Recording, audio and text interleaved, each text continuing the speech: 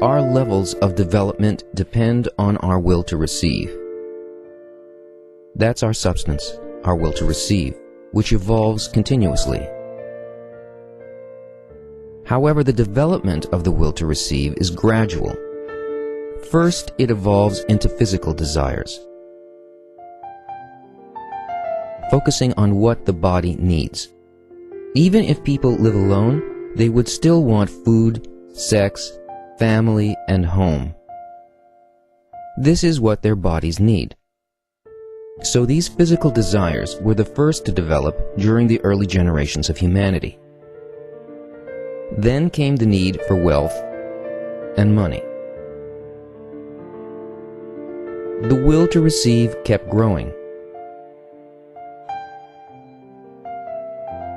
Following the desire for money came the desire for honor and power. Now we see that many more people began to evolve.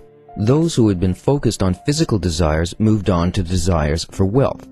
Those with desires for wealth went on to seek honor and power. And following honor came the desire for scientific knowledge.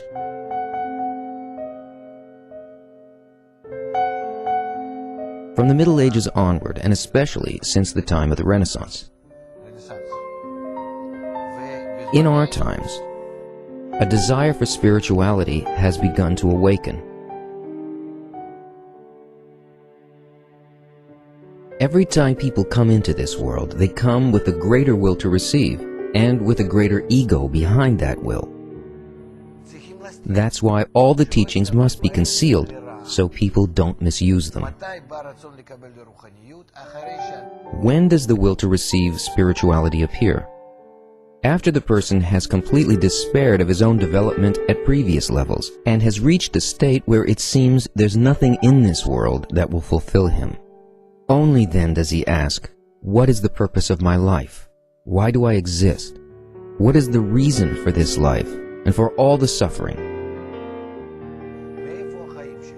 These questions will lead a person to question his origin. Where is my life from? These questions are from a higher plane, so to speak. This is the earthly will to receive.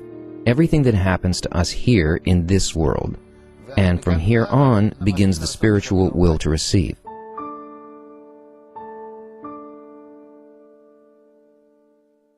Now the seeker begins to ask about things beyond this world,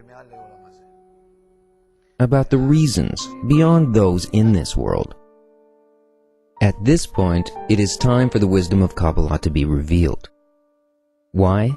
Because Kabbalah will answer those questions, and when its wisdom is revealed, the revelation will improve us, support us, and correct us. Once we are corrected, we will be protected against our egos, and we won't harm ourselves. We will also understand how reality is constructed and understand the upper world.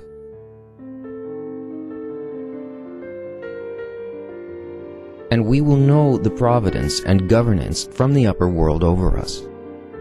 Only then, after the wisdom of Kabbalah is revealed, will we be permitted to open up all the other teachings and learn how incorrectly we have done everything in the past.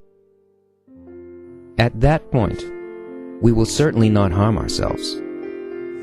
This is why nowadays the whole world is facing a very difficult period of crisis.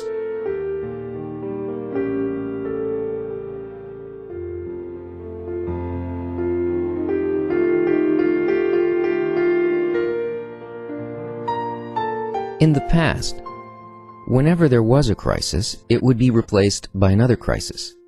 If there was an economic crisis, it was replaced by a spiritual one. If it wasn't a spiritual crisis, then it turned into a cultural one, and if not cultural, then technological. They somehow kept replacing one another, and thus humanity went on evolving. But today, we've reached a point where no matter what kind of experts we talk to, philosophers, physicists, humanists, scientists, sociologists, all have come to a screeching halt in their development. They're completely lacking in the ability to envision the right path to follow. They're unable to see or understand, and they feel unable to develop further. At this point, say the Kabbalists, and only at this point, must the wisdom of Kabbalah be revealed because it provides the answers these experts are seeking. In other words, now there is a lack, and the wisdom of Kabbalah is revealed according to that lack. Thus today it is time for it to be revealed. What is the need for its disclosure, and what does it do? In that regard, Bala Salam wrote the following in the article The Essence of the Wisdom of Kabbalah. What does the wisdom revolve around? That this wisdom is a sequence of roots which hang down by way of cause and consequence, in fixed, determined rules, interweaving to a single exalted goal described as the revelation of His godliness to His creatures in this world.